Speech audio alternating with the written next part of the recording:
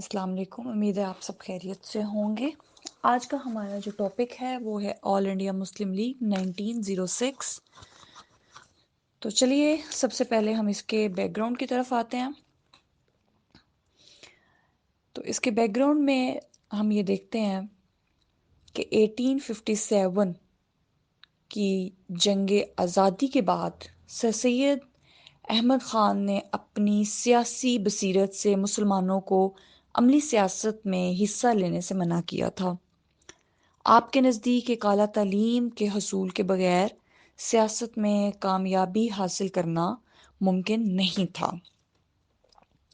1885 میں جب کانگریس بنی تو کانگریس نے جلد ہی اپنے مقاصد سے ہٹ کر ہندوؤں کے مفادات کے لیے کام کرنا شروع کر دیا، جس کی وجہ سے مسلمانوں میں یہ احساس پیدا ہوا کہ ان کی علیحدہ سیاسی جماعت ہونی چاہیے۔ 19 سینچری کے سٹارٹ میں حالات کی سنگینی کے پیش نظر مسلم زمانے نے محسوس کیا کہ اگر مسلمان سیاسی طور پر منظم نہ ہوئے تو ان کا وجود خطرے میں پڑ جائے گا اور ہندوؤں کے غلام بن کر رہ جائیں گے۔ لہٰذا انہوں نے مسلمانان ہند کے حقوق کے تحفظ کے لیے ایک ملک گیری سیاسی جماعت بنانے کا فیصلہ کیا، جس کو ہم آل انڈیا مسلم لیگ کہتے ہیں۔ محمدن ایجوکیشنل کانفرنس کے سالانہ اجلاس کے اختتام پر برصغیر کے مختلف صوبوں سے آئے ہوئے جو ہماری پولیٹیکل پرسنالٹیز تھیں، ان کا اجلاس جو تھا وہ نواب سلیم اللہ خان آف ڈھاکہ کی رہائش گاہ پر ہوا، جس میں بہت سارے ہمارے پولیٹیکل لیڈرز نے پارٹیسپیٹ کیا، جس میں سے مولانا محمد علی جوہر، مولانا ظفر علی خان، حکیم اجمل خان، سر آغا خان، نواب وقار الملک، نواب محسن اور دیگر جو پولیٹیکل پرسنالٹیز ہیں انہوں نے بھی اس کو جوائن کیا۔ تو اس اجلاس میں مسلم لیگ ایک جماعت بنانے کا فیصلہ کیا گیا اور اسی طرح سے 30 دسمبر 1906 کو آل انڈیا مسلم لیگ قائم کی گئی۔ تو سب سے پہلے آل انڈیا مسلم لیگ کے جو پریزیڈنٹ تھے وہ سر آغا خان کو بنایا گیا، اپوائنٹ کیا گیا، اور ان کا جو آفس تھا آل انڈیا مسلم لیگ کا وہ علی گڑھ میں بنایا گیا، اور سب سے پہلے اس کا جو پہلا سالانہ اجلاس تھا وہ 1907 کو کراچی میں ہوا۔ ٹھیک ہے، تو اسی طرح سے آل انڈیا مسلم لیگ کو جوائن کرنے والے جو ہمارے لیڈرز تھے وہ ان میں سے نواب سلیم اللہ خان، مولانا ظفر علی خان، مولانا محمد علی جوہر، سید امیر علی، حکیم اجمل خان، سر آغا خان، نواب وقار الملک اور نواب محسن الملک وغیرہ جو تھے انہوں نے پارٹیسپیٹ کیا تھا اس جماعت کو بنانے کے لیے۔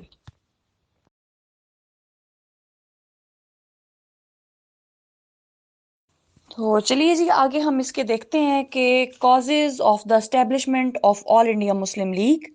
تو سب سے پہلے ہم یہ دیکھتے ہیں کہ establishment of Indian national Congress.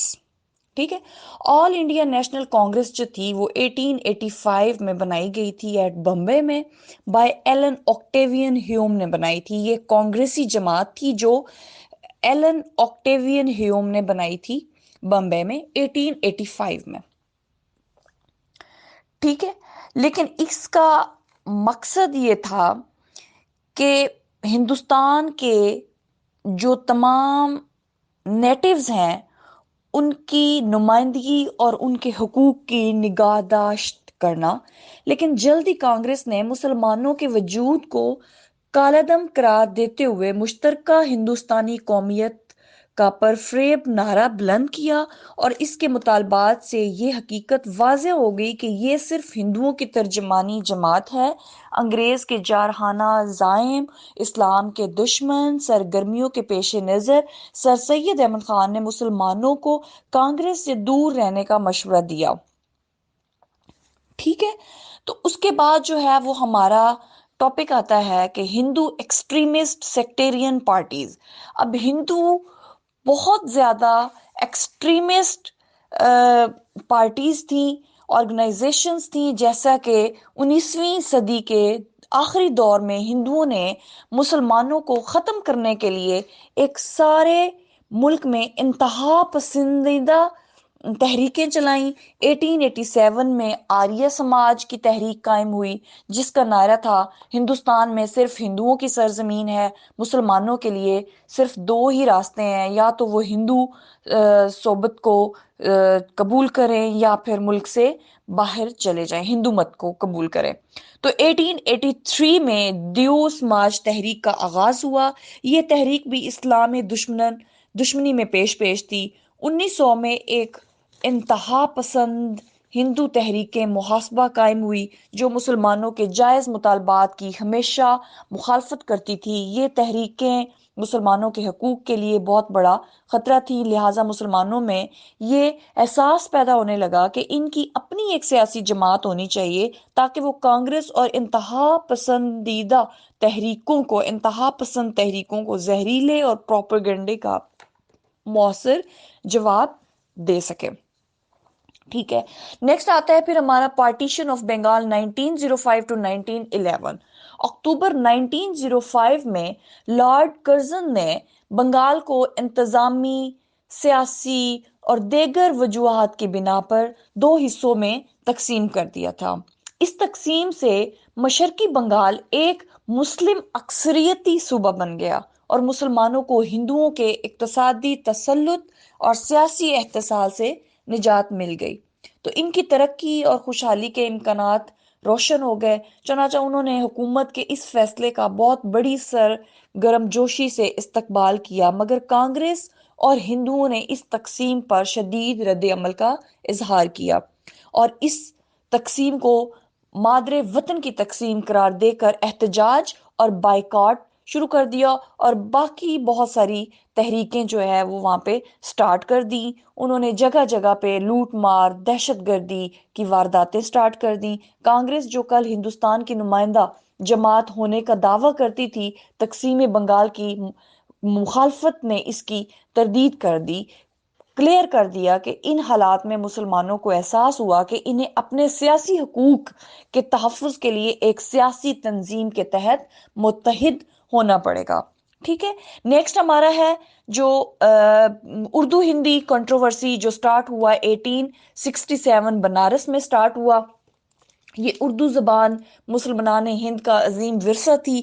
اس میں مسلمانوں کی ہزاروں سالہ تاریخ، تہذیب، ثقافت، اس کے علاوہ دینی سرمایہ محفوظ تھا۔ یہ زبان ہندوؤں اور مسلمانوں کے درمیان ایک مشترک رشتے کی حیثیت اختیار کر گئی۔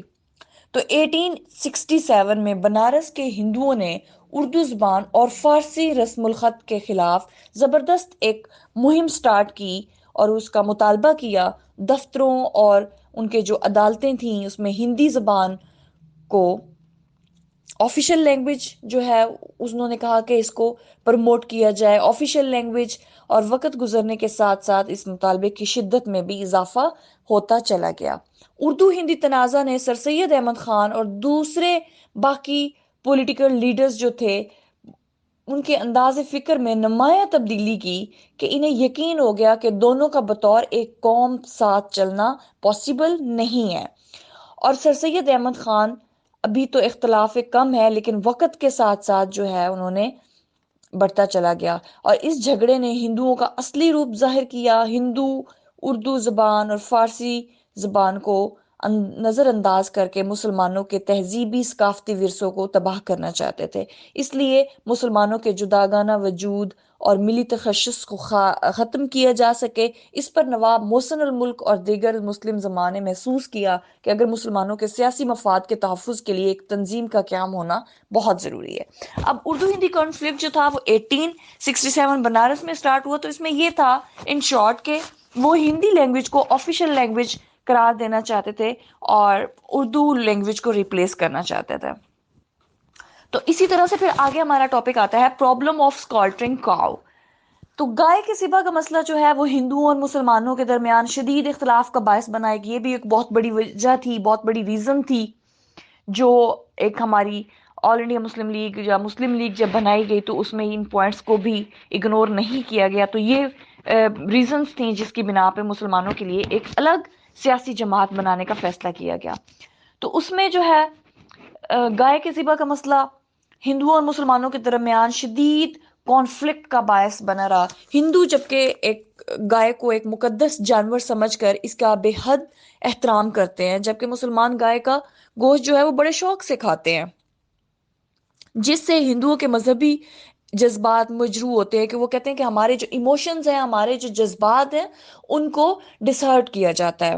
چنانچہ انہوں نے جو ہے وہ گائے کے ذبح پر ایک پابندی لگا دی، اس پر ریسٹرکشنز لگا دی، ٹھیک ہے، کہ اسنادی گاؤ کشی کے لیے پھر وہاں پہ جگہ جگہ انجمنیں قائم کی گئیں۔ 1883 میں گائے کی حفاظت کے لیے گاؤ رکشا سبھا قائم کی گئی، جس میں مسلمان گائے کے ذبح پر پابندی اور اپنے مذہبی معاملات میں مداخلت کا خیال کرتے تھے، جس کے نتیجے میں برصغیر کے مختلف حصوں میں ہندو مسلم فسادات شروع ہو گئے، اور وہاں پہ عید الاضحیٰ کے موقع پر بہت سارے لوگ، سینکڑوں کی تعداد میں جو افراد تھے، وہ فسادات کی بھیٹ جو ہے وہ چڑھ جاتے تھے۔ وہاں پہ عید الاضحیٰ کے موقع پر بہت زیادہ قتل و غارت وہاں پہ سٹارٹ ہو جاتی تھی۔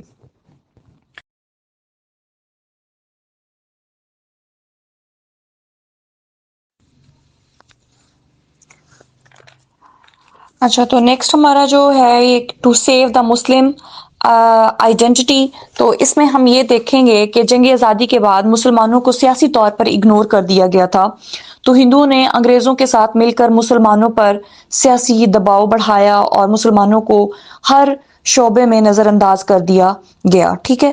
اس میں برطانوی حکومت نے 1892 کے ایکٹ کے تحت مسلمانوں پر اور زیادہ پولیٹیکل پریشر ڈالا اور انہیں کسی بھی سیاسی سرگرمی میں حصہ لینے کی اجازت نہ دی، اور نہ ہی انہیں سیاسی کاموں میں شریک کیا گیا، جس کی وجہ سے مسلمانوں میں احساس محرومیت بڑھتا گیا اور انہوں نے اپنے لیے ایک علیحدہ سیاسی جماعت کے بارے میں سوچنا شروع کر دیا۔ تو اسی طرح سے پھر مسلمان یہ چاہتے تھے، ان کا یہ یقین تھا کہ ہندو اور مسلمان جو ہیں وہ دو سیپریٹ نیشنز ہیں، تو ان کے جو ریلیجیس بلیفز ہیں، ان کے جو سویلائزیشنز ہیں، ان کے جو کلچرز ہیں، ان کے جو ٹریڈیشنز ہیں، یہ بہت زیادہ ڈیفرنٹ ہیں، تو اس لیے انہوں نے جو ہے وہ اپنا ایک الگ سیاسی جماعت کے بارے میں سوچنا شروع کر دیا۔ تو اس کے بعد ہمارا آتا ہے پولیٹیکل ریفارمز۔ تو پولیٹیکل ریفارمز میں یہ ہے کہ 1905 میں برطانیہ میں عام انتخابات میں لبرل پارٹی کی کامیابی کے بعد برصغیر میں سیاسی اصلاحات لانے کا اعلان جو ہے وہ کیا گیا، اور سیاسی اداروں کی تشکیل کا سلسلہ شروع ہونے کا امکان بنا، تو مسلمانوں نے اپنی نمائندگی کے حصول کے لیے ایک سیاسی جماعت بنانا ضروری سمجھا کہ ایک پولیٹیکل ریفارمز لے کر آئیں اور مسلمانوں کو ایک موقع مل جائے تاکہ وہ اپنی علیحدہ ایک سیاسی جماعت بنائیں، ان کی اپنی ایک الگ ریپریزنٹیشنز ہوں جو ہندوؤں کے انفلوئنس سے دور ہوں، ٹھیک ہے۔ اب نیکسٹ ہمارا ہے کہ سیپریٹ الیکٹوریٹ۔ تو مسلمانوں کا سیپریٹ الیکٹوریٹ میں یہ ہے کہ مسلمانوں کے لیے ایک علیحدہ کوٹا ہو اور ہندوؤں کے لیے جو ہے وہ الگ ایک کوٹا ہونا چاہیے، جس میں مسلمان کو ووٹ دیں اور ہندوؤں کو ووٹ دیں۔ تو ایٹ دا اینڈ کیا ہوا، تو برٹشرز نے، کانگریس نے جو ہے وہ اس کو ریجیکٹ کر دیا گیا تھا، سیپریٹ الیکٹوریٹ کی ڈیمانڈ کو ختم کر دیا گیا تھا، ٹھیک ہے۔ کانگریس نے اس کو اپوز کیا، بہت زیادہ اس کی مخالفت کی اور اس کو ریجیکٹ کر دیا گیا تھا۔ پھر آگے نیکسٹ ہمارا ٹاپک ہے سکسیس ان شملہ ڈیلیگیشن 1906۔